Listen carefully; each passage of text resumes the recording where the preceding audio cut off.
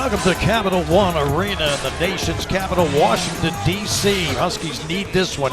Try to sweep the road trip this week, Wayne, and get some momentum as they head towards Marquette and Creighton next week. Huskies hoping to avoid what happened at Gamble, where they fell behind by 7 points early second half. Then they had their best comeback of the season to come back and beat the Hoyas. We were losing by I think 8. 9 minutes ago. Joey California, he gave us a little run out there in the second half, so that was big for us. Then, going to Georgetown, we knew that we was going to have to be well prepared for this game. They got some good guards that could really go downhill. I think they're a lot better than their record. Pretty much every night out, they've been really competitive with teams across the Big East Conference. A lot of times they're up at halftime or in a 1 or 2 point game at halftime, and they just haven't been able to finish games down the stretch as frequently as I'm sure they would have liked. But they've got very talented players. They got some of the best guards in the conference, and so it's no surprise that they're in every single game. So it'll be Adama Sanogo against his former teammate, a Cook, on the opening tap. Here's Spears, front court right. He gets it to Murray, pops a three, and it's good. And Georgetown takes the lead. Here's Newton to the basket, goes alley-oop to Hawkins. Oh, and he crushed it.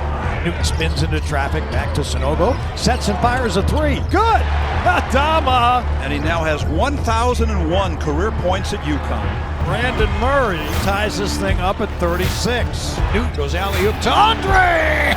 And he flushes it two hands. Down to 2 seconds. Hawkins got to throw it up there, and he did! Andre Jackson for three. Good! Hey! Andre back!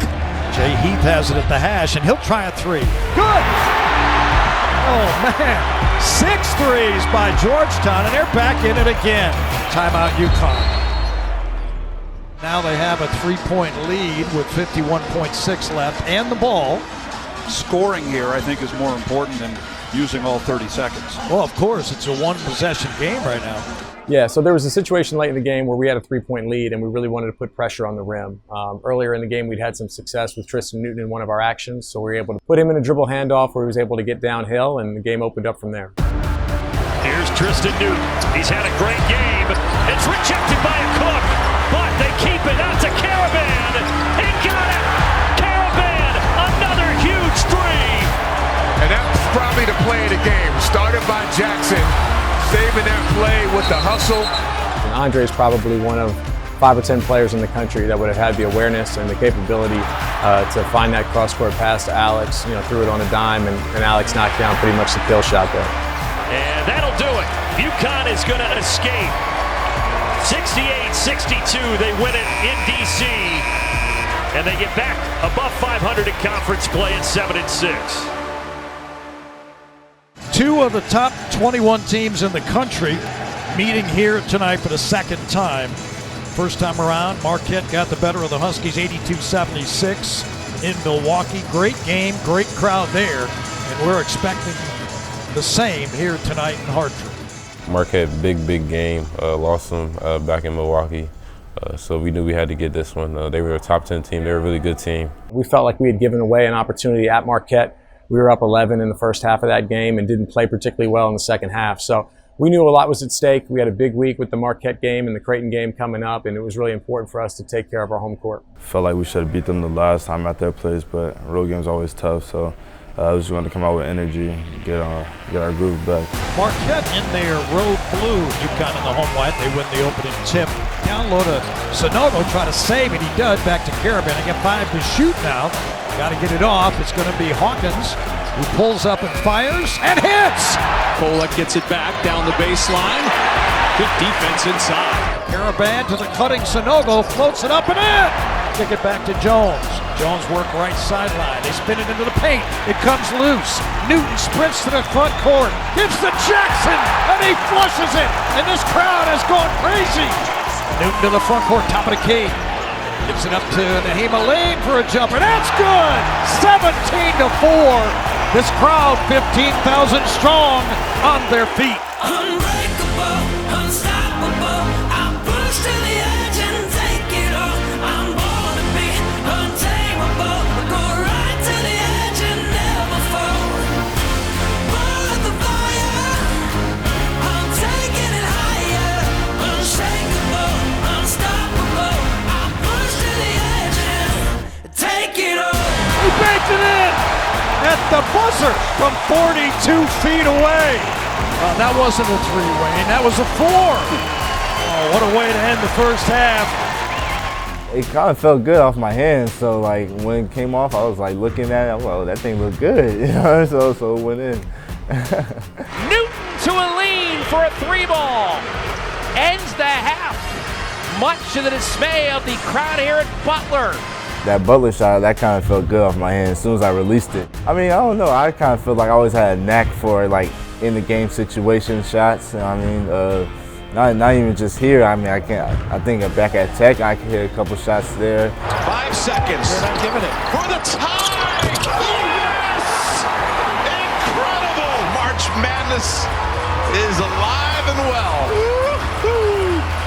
Every time he hits him, I feel like we need him. So I guess he's real clutch in that sense. Tristan, you know, I mean, second triple-double. You know, I think this is like the first time UConn player has gotten triple-double in the same season, which is like really a big accomplishment. You know what I mean? I wish I can get a triple-double like him. You know, you gotta do everything. One against Buffalo, I think that was my first ever triple-double. I've been close, not even in college. I've been close in high school a couple of times, but yeah, this year, this is my first triple-doubles. Most of the time, I don't even like have to jump for rebounds. They just fall into my hands because they're boxing out so well. Drives to the front court, attacks the 10, puts up a floater, in and out, and got his own rebound and saves it to Caravan. Caravan into the paint, kicks back to Hawkins for three. Back rim no good. Rebound Newton, and Newton's fouled. UConn has been on top of the boards, and this crowd appreciates it. Unbreakable, unstoppable. I push to the edge and take it all. I'm born to be untamable. I go right to the edge and never fall. Born with the fire, I'm taking it higher. Unshakable, unstoppable. I push to the edge and take it all. The Huskies with a wire-to-wire victory tonight over the 10th ranked Golden Eagles. They are solid. Both ends of the floor. Newton, his second triple-double of the year, and an 87-72 win. What a night in Hartford for the Huskies. I'll say. Creighton game was next, and we know what a hostile environment that is. That may be the toughest home court environment for us to play in on the road. We didn't play particularly well, which is unfortunate. You know, I thought when we played Creighton at Gamble Pavilion, we did a really good job of establishing a dominant inside. He dominated in that game, had 26 points, but then some other guys made shots as well. You know, Jordan Hawkins played well, Tristan Newton played well. I'll say like the first game, we knew that we had to, you know, give it to them, and we really did, you know, at home, so that was a good job for us. And then the second game, I really felt like that was a March Madness type of game. We knew it was going to be a really tough game. They're a really good team. I think they're a top 10 team. They're a team that can go to the Final Four. But we looked at it as we're a team that can go to the Final Four, and we knew it could be a battle, I mean, which it was. If you had told me that they would have scored 56 points in the game and we would have been able to held down their individual players like that, I would have thought we would have won the game. Adama did a great job. You know, we had him kind of utilized in a different way. It was more as a three-point jump shooter in that game. We looked at that as something that we could exploit. They kick it back to Sanogo. Another three. Good! Oh, man, and he beat the shot clock on top of that. Wow, long distance Adama. 19 seconds left. And a rebound. Hawkins for three. Good! 2.7 left.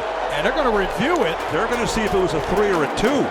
Yeah. Right now the game is tied if it's a three. Unfortunately, from my sight line on the bench, I knew right away that his foot was on the line. So, you know, a lot of credit to Jordan for stepping up and knocking down the shot, and obviously, you know, put us really close to being able to send the game to overtime. And unfortunately, we had the loss, but I mean, we'll see him again for sure. We're gonna keep on. We're gonna keep on. We keep marching on.